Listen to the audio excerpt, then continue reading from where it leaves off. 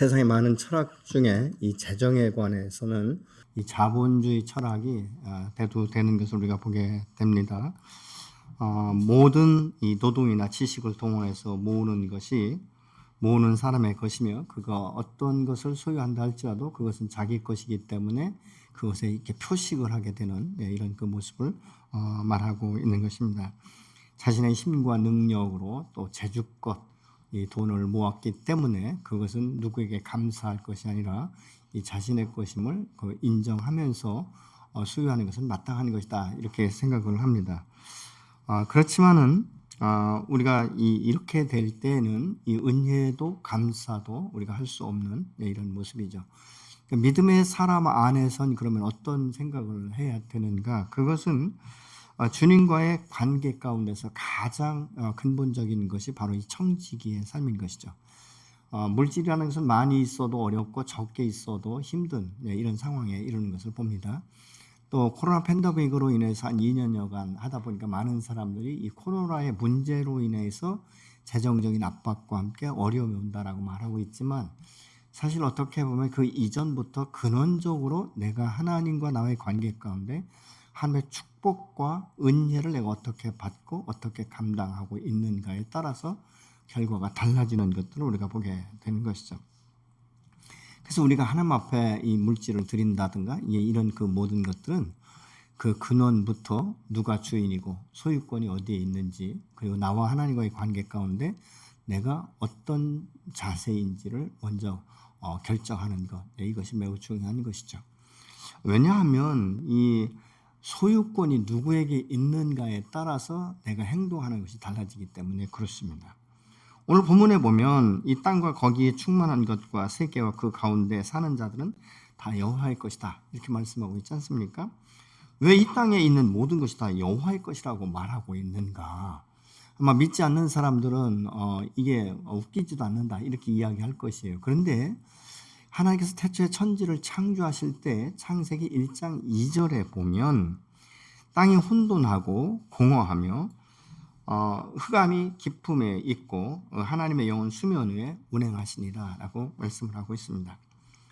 이것은 무엇입니까? 아무것도 없는 이 무의 상태에서 여호와께서 말씀으로 이 피조 세계를 창조하기 시작했고, 이 사람이라든가 이 몇몇은 흙으로 창조하셨으되 이 사람만큼은 당신의 형상을 따라 지음 받았기 때문에 하나님과 깊은 교제 가운데 있었고, 하나님의 주권과 하나님 되심을 인정하면서 하나님의 영광 가운데 그 은혜에 감사하면서 에덴에서 행복을 누리며 사는, 이것이 우리 인간에게 주어진 가장 큰 행복이며 축복이었던 것을 우리가 알고 있는 것이죠. 그렇기 때문에 이 땅 가운데 있는 모든 피조 세계는 모두가 하나님의 것이다 라는 것이죠.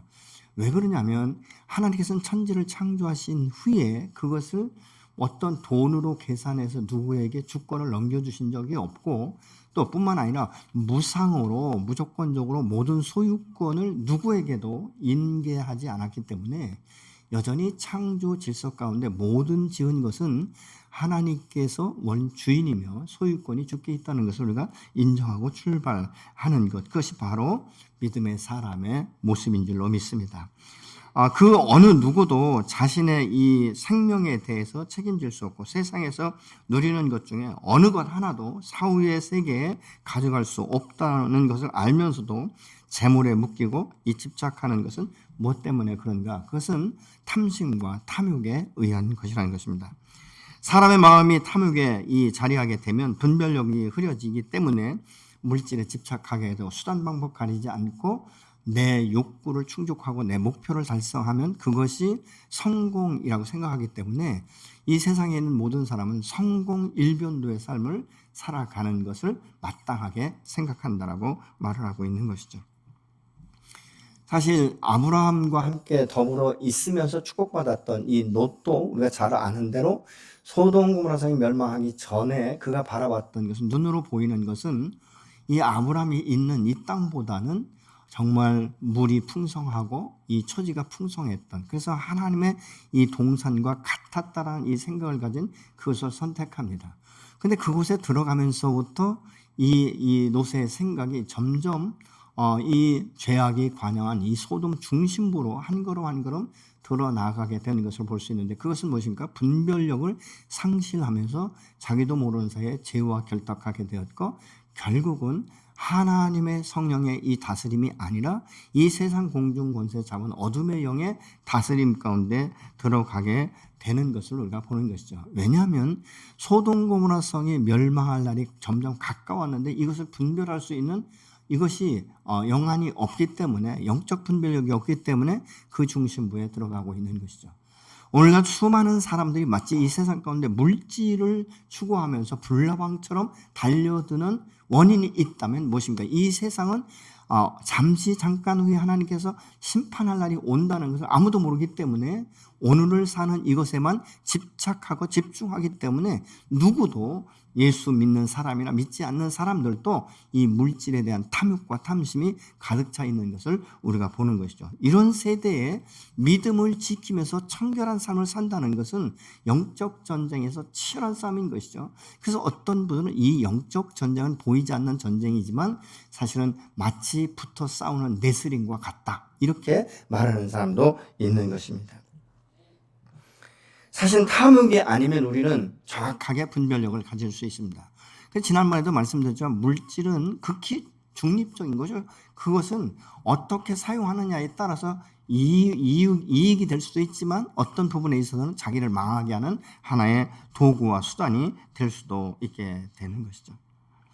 사람이 사기를 당하는 것은 여러분 멀쩡한 정신에 사기당하지 않습니다. 그런데 순간에 갑자기 많은 이자를 준다든가 아니면 이 금을 사놓으면 얼마 후에는 어떻게 될 것이라는, 그래서 자기가 생각한 것보다 훨씬 더 많은 초과 이익을 준다는 이 말에 순간 정신줄을 놓는 것이죠. 분별력을 잃어버리게 만드는 것입니다. 그리고 나서 사건이 터지고 난 후에 돌아서서는 그냥 큰 한숨을 쉬면서 뭐라고 말합니까? 스스로에게 바보다, 멍청하다, 등신이다, 이런 말을 스스로에게 주는 메시지를 보게 되는데, 이것이 무엇입니까?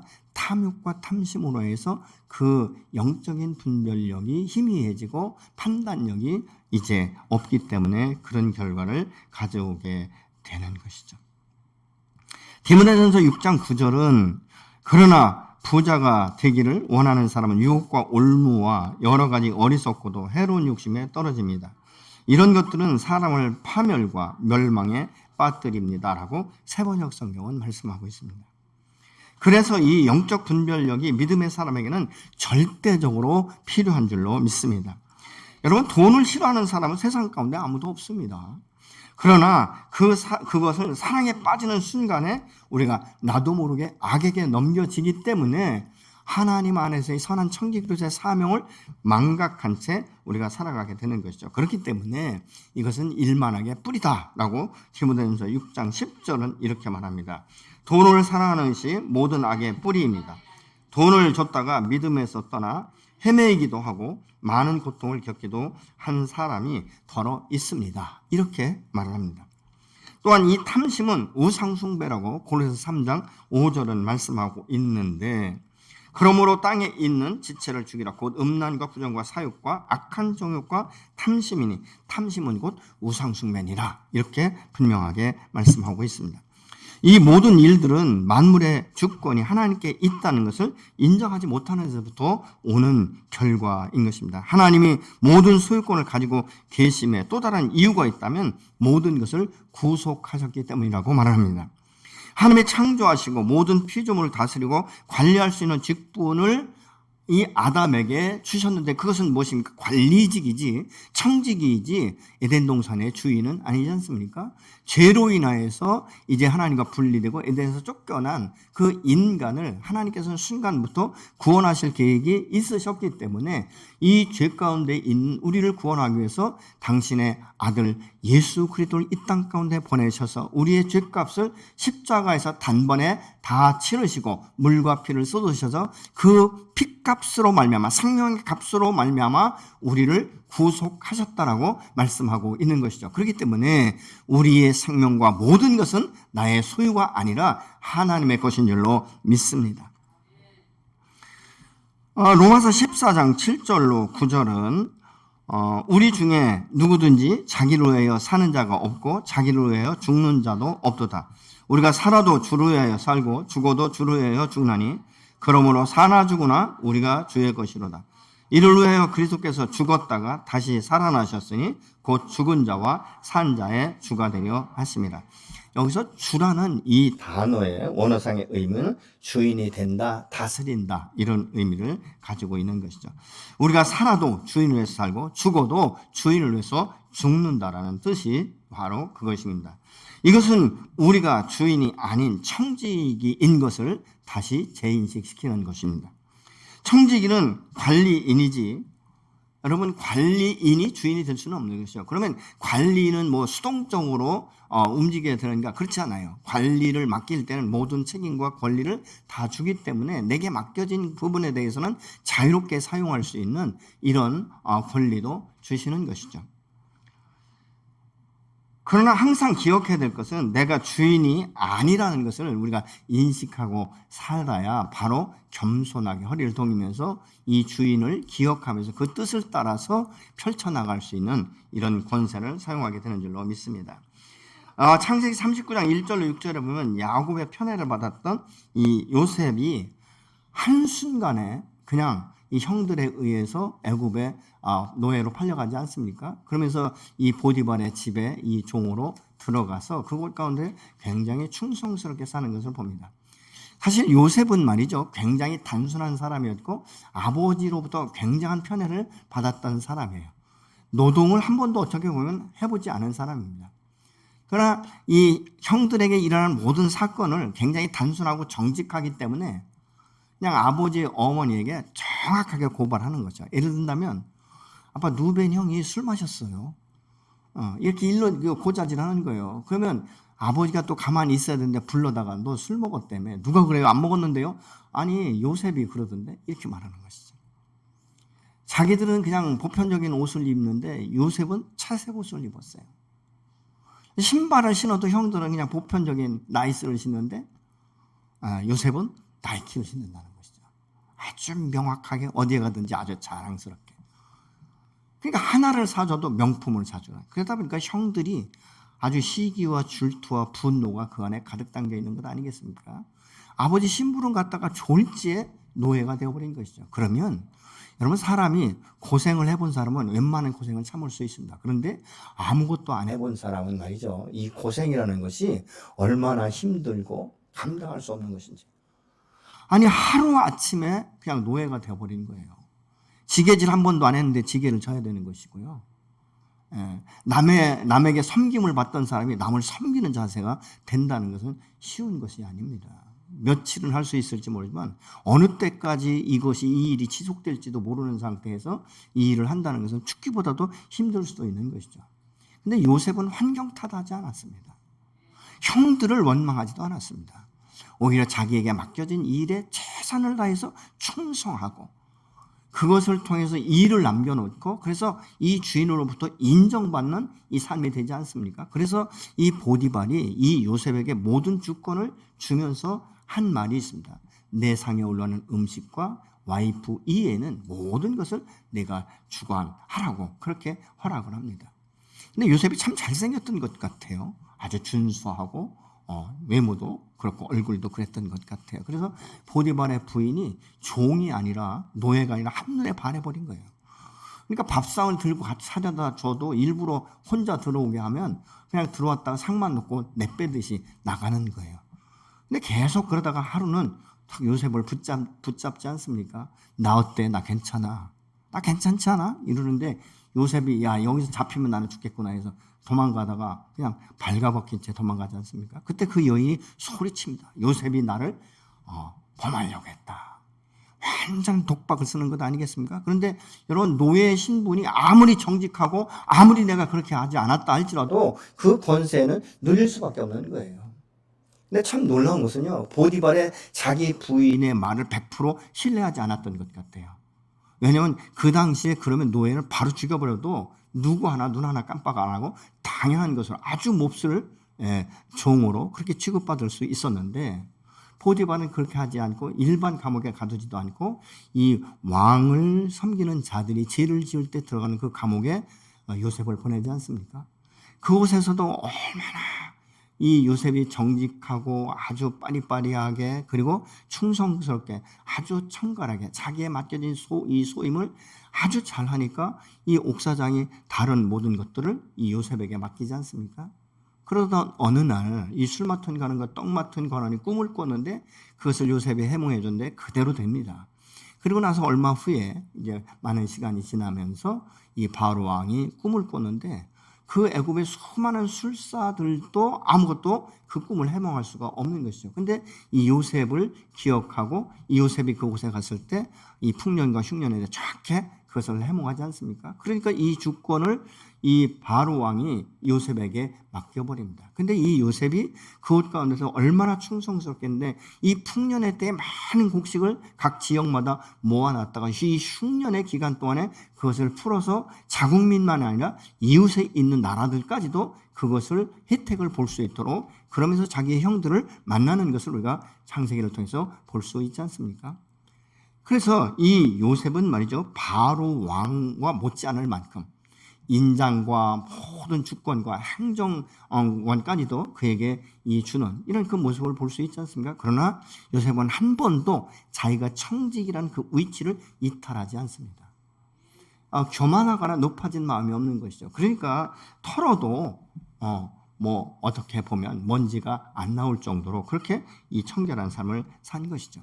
여러분, 우리가 오늘날 우리가 직장에 다닐 때 환경 탓하고 건경 탓하고 이런 탓할 것이 아니라 내가 있는 곳에서 충성스럽게 하나님의 사람답게 정직하게 하는 것은 사실은 굉장한 힘이 들고 이 고통의 순간들이 오고 다른 사람들도 무시당할 수 있고 그렇게 이 천대를 받을 수도 있습니다. 그러나 그 사람의 행동을 눈여겨보시는 여호와 하나님께서 충성되이 보시면 요셉을 쓰신 것처럼 오늘날도 많은 직장에서 사업장 가운데서 여러분들을 높이시고 여러분의 직장과 사업을 번성케 하시는 축복이 임하게 될 줄로 믿습니다.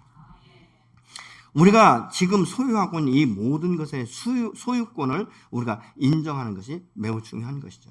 이것이 인정될 때 내가 청직인 것을 기억하게 되는 것이죠. 청지기로 이 하나님이 주시는 이 부와 명성을 끝까지 지킬 수 있고 주인으로부터 인정받고 더 많은 것까지 다스릴 수 있는 권세도 주어지는 줄로 믿습니다. 여러분의 현재 이 주인은 누구이십니까? 여러분의 삶을 선택하고 또 그 권위 앞에 얼만큼 순종하고 계십니까? 선한 청지기가 변화없이 하나님의 복을 누릴 수 있는 것은 어디에 달려있는지 아십니까? 관리의 능력에 달려있는 거예요. 본문은 땅과 거기 충만한 것과 세계와 그 중에 거하는 자가 다 여호와의 것이로다 라고 지금 말씀하고 있지 않습니까? 땅이 주님의 것이며 그 중에 있는 모든 것 또한 주님의 것이라는 것을 세상에 있는 모든 피조물들이 다 주님의 것이다라고 지금 말씀하고 있습니다. 시편 50편 9절로 12절은 이렇게 말씀합니다. 주님의 것을 맡은 청지기는 충성되어야 된다. 이렇게 말씀하고 있어요. 마태복음 25장 14절을 보시겠습니다. 또 어떤 사람이 타국에 갈 때 그 종들을 불러 자기 소유를 맡김과 같으니 어떻게 맡깁니까? 각각 그 재능과 이 은사에 따라서 5달란트, 2달란트, 1달란트를 맡기는 모습을 볼 수 있게 되는 것이죠. 그 후에 주인이 돌아와서 이제 결산하자라고 말을 합니다. 그때 5달란트나 이 2달란트 받은 사람들은 나름대로 남겼는데 1달란트 받은 사람은 이것을 땅에 묻어두면서 당신은 없는 것을 잊게 하시는 이입니다. 이렇게 이야기를 합니다. 근데 이 5달란트나 2달란트 받은 사람들에게는 이 주인이 뭐라고 말하면 착하고 충성된 종아, 내가 작은 것에 충성하였으니 큰 일을 맡기겠다라고 말씀하시면서 이 주인의 잔치에 참여하라고 말을 합니다. 근데 1달란트 받은 사람에게는 악하고 게으른 종이라고 말하면서 밖으로 내쫓아서 이를 갈며 울게 될 것이다라고 분명하게 말씀하고 있지 않습니까? 왜 이렇게 지금 말씀하고 있는가? 지나치지 않는가? 우리가 그렇게 생각할 수 있습니다. 그것은 관리에 무능력했을 뿐만 아니라 아예 1달란트 받은 사람은 이 포기했기 때문에 그렇습니다. 여러분, 하나님 앞에 쓰임 받는 사람들은요, 실패한 사람들은 고쳐 쓰십니다. 근데 포기한 자들은 하나님도 대책이 없으세요. 모든 것을 포기하기 때문에 나는 못한다라는 이 말들로 일삼기 때문에 도저히 어떻게 일으켜 세울 수가 없는 것입니다. 그래서 믿음의 사람은 실패나 실수에 대해서 원망하고 좌절하고 낙심하고 포기할 것이 아니라 그럼에도 불구하고 다시 고쳐 쓰시는, 여러분 에디슨이 실패하지 않았다면 성공할 수 없었을 거예요. 실패를 경험해서 그것을 통해서 또 새로운 것들을 개발하고 연구하고 집중하니까 그가 이 참 놀라운 많은 것들을 이 개발하는 이 결과를 가져오지 않습니까?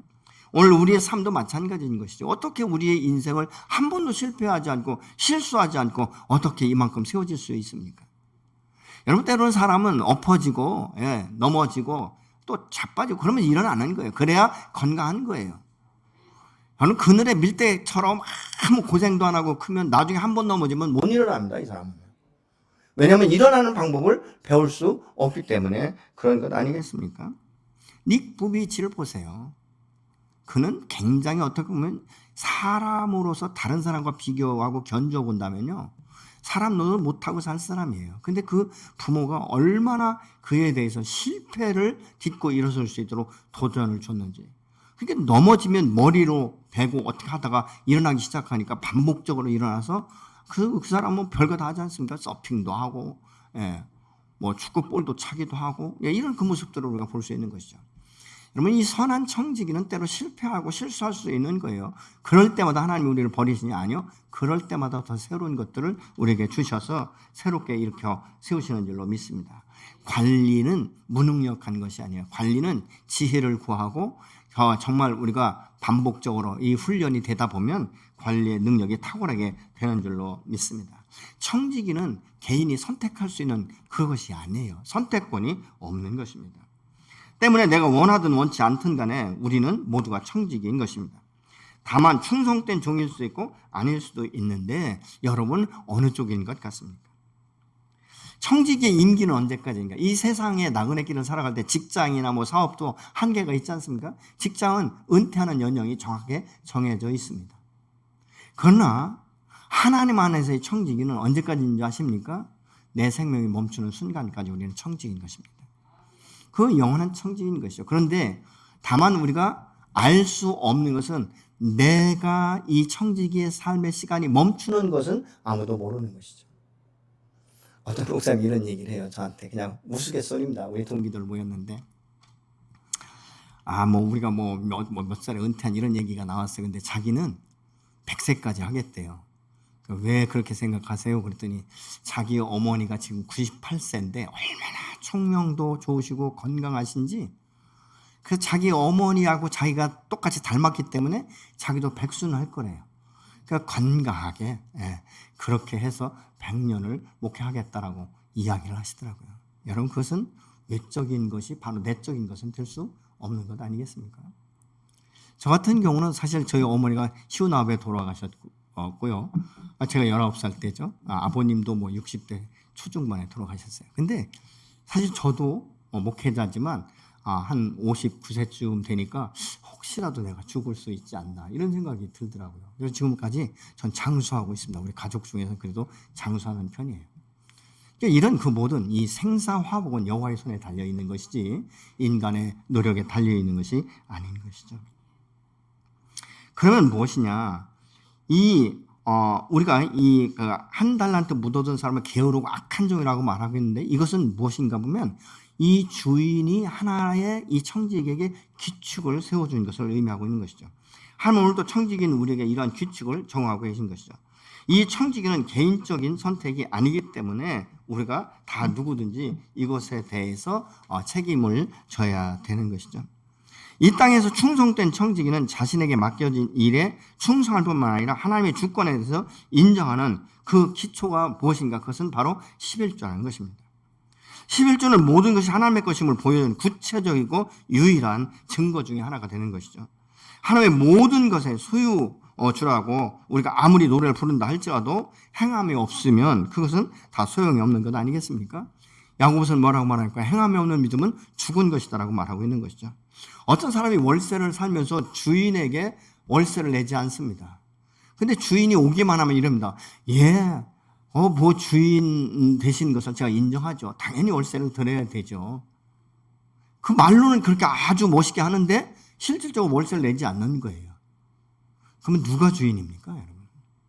이 말로 아무리 노래를 한다 할지라도, 여러분 하나님은 아무리 우리가 찬양한다 할지라도 그 삶에 있어서 선한 청지기로서 충성되이 살지 못하면 우리는 선한 청지기라고 말할 수 없는 것 아니겠습니까?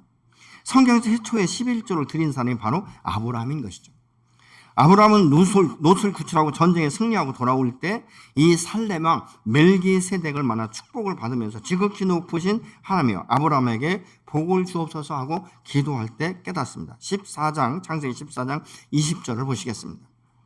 너희 대적을 내 손에 붙이신 지극히 높으신 하나님을 찬송할지로다 하매 아브라함이 그 얻은 것에서 10분의 1을 멜기세덱에게 주었더라.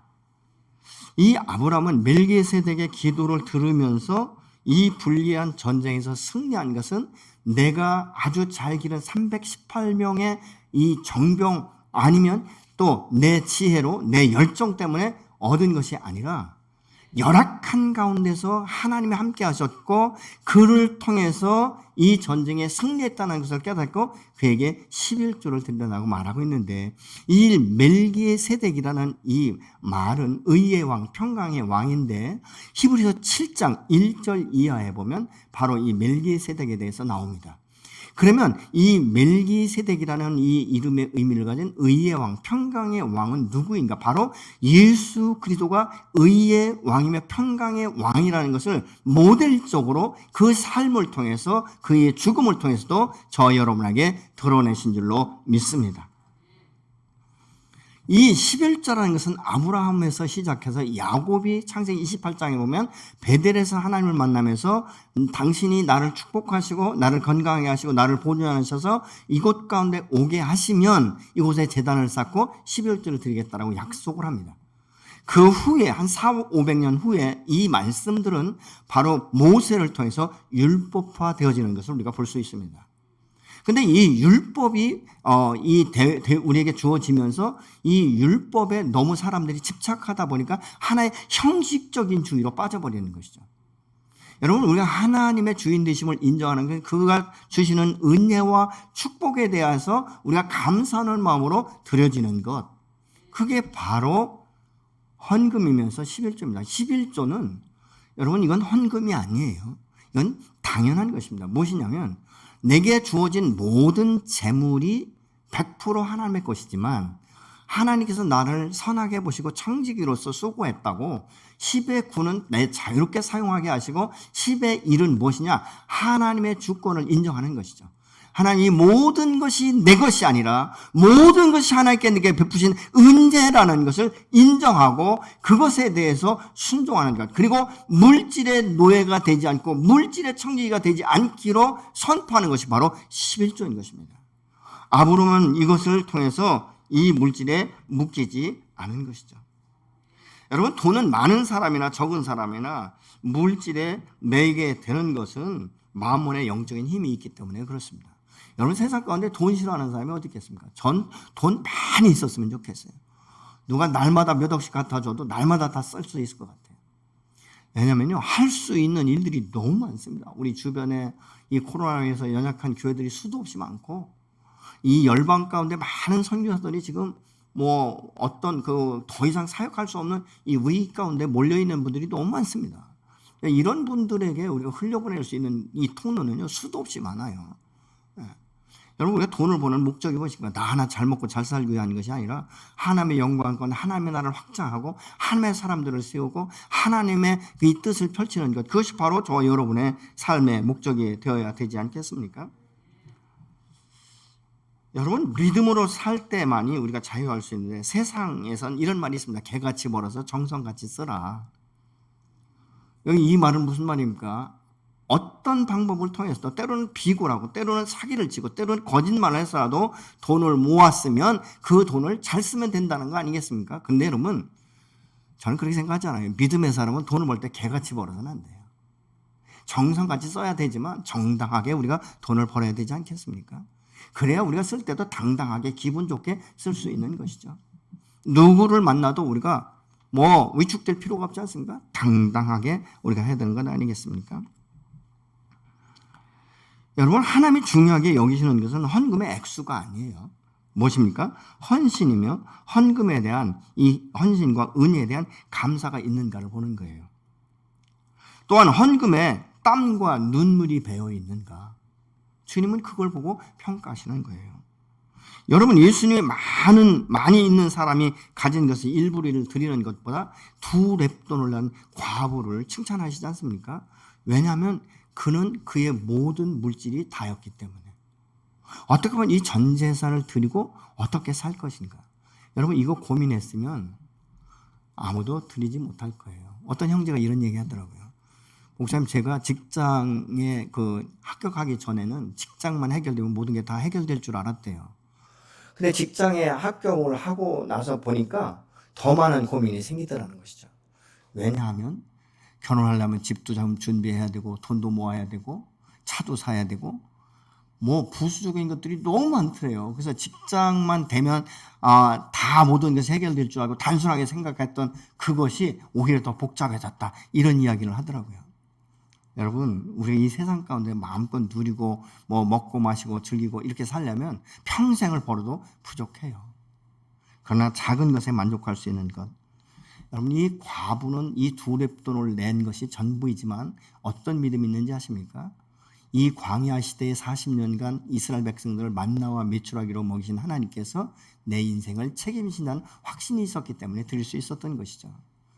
여러분, 사르밧 과부가 그 한 줌의 밀가루와 이 작은 기름병이 있는데 그걸 어떻게 엘리야에게 다 줄 수 있습니까? 그것은 굉장한 희생적인 헌신이에요. 미래가 보장되지 않았습니다. 너 그거 나한테 주면 평생 네 가루의 통에 가루가 마르지 않을 거야. 엘리야가 그렇게 말하지 않습니다.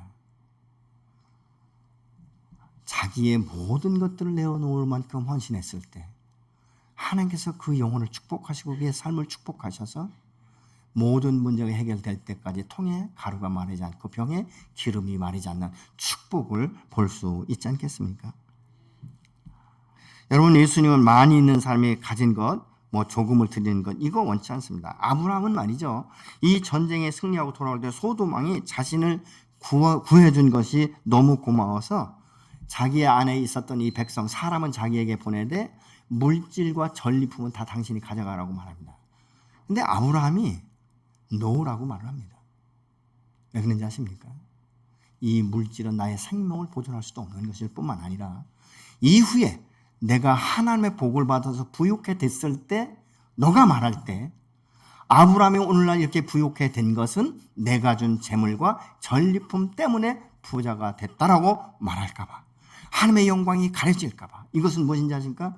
믿음의 사람의 자존심인 것입니다.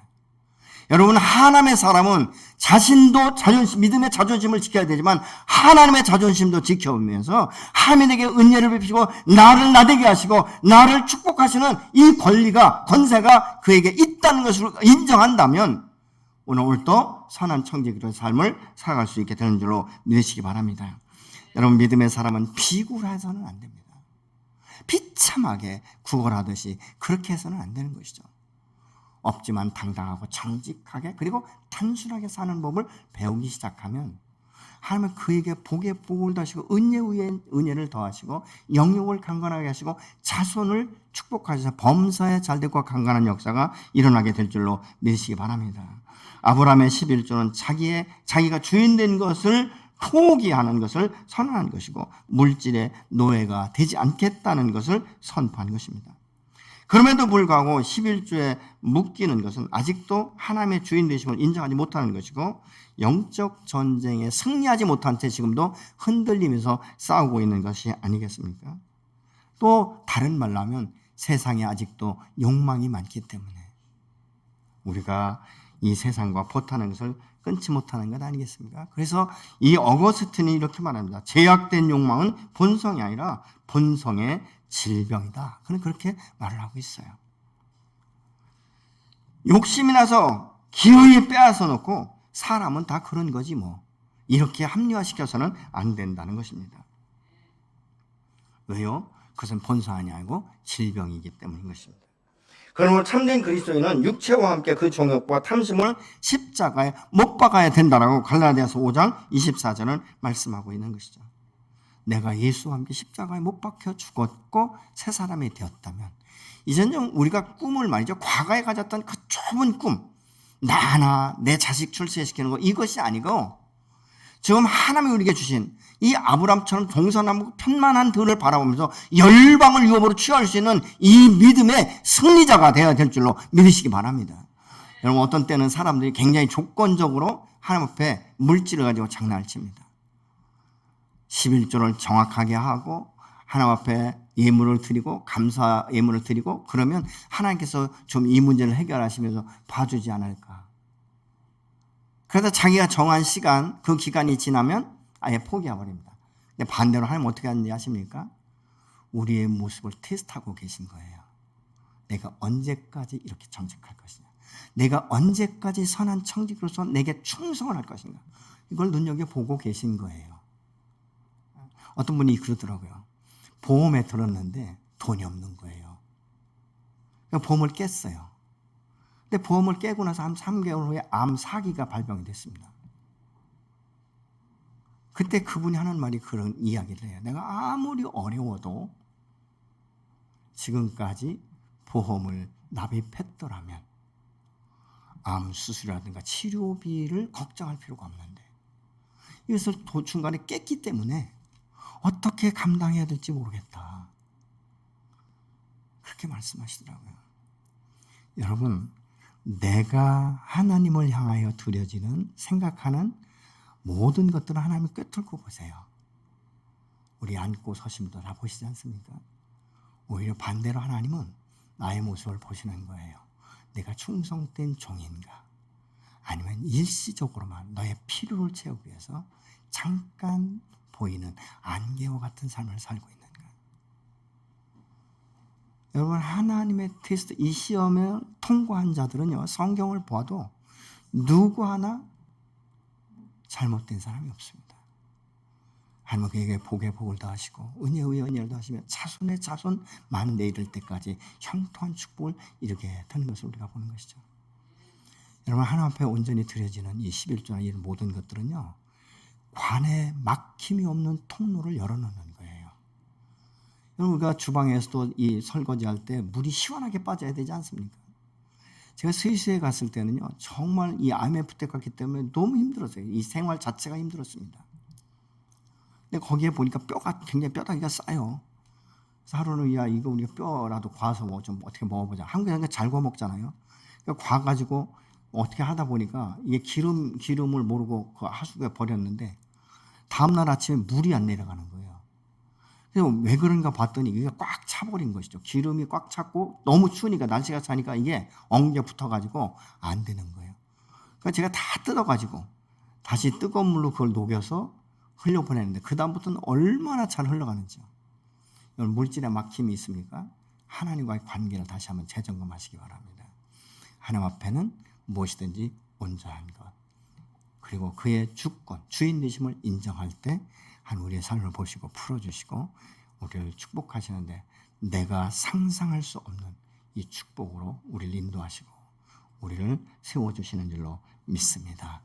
하나님의 사람은 하나님의 자존심을 지켜드릴 뿐만 아니라 내가 믿음의 사람답게 자존심을 지키면서 하나님의 말씀에 순종할 때 하나님이 어떻게 복을 주시는지 그리고 하나님이 어떻게 나를 세워가시는지 우리의 가정과 가문을 어떻게 일으키시는지를 볼 수 있는 저와 여러분이 되시기를 예수 이름으로 축복합니다.